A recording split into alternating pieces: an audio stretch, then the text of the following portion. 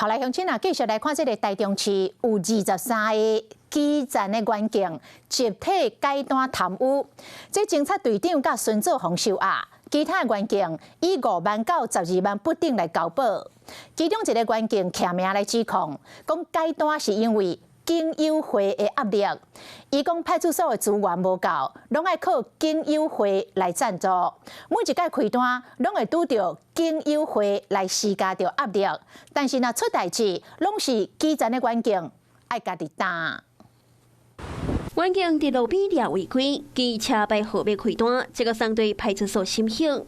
送件计法，这是一般当着驾驶人无伫现场的标准流程，严过所有人认证贪污。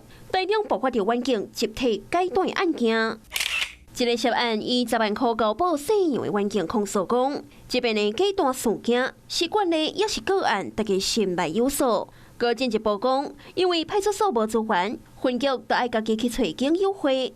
佮讲，警察拢嘛有当过自称是某米人，或者是倒一个经友会人，加减拢会回面子。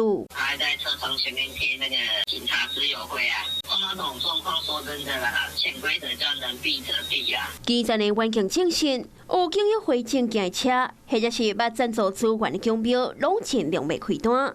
因为派出所的资源不够，拢得爱外靠经友会。譬如讲，顺路车出车祸，修理车的钱都是经友会出的。经友会拿钱他先修，很正规的话可能得不到啦。其他员警透露，某警察开单了后，受到人情的压力，佮将罚金600块起跳的违规停车，改做罚金300块起跳违规的临时停车，再佮将罚单改做家己的名，家己去纳罚金。虽然拢知影违法，严过因业伫中央嘛，敢会当安尼做。是讲台中市警察局长李文忠无承认有安尼代志。没有什么仅有站可以来关说就违反规定的问题。基层的员警也提出解放，讲像台北市已经使用电子系统，开单了后直接团队分局，唔免佮送对派出所审核，再佮寄出去。除了减少流程，卖当减少防插手的机会。真正台中因为经费无够，无法度全面实施。希望市府或者是警察局会当找到经费，彻底解决改单的乱象。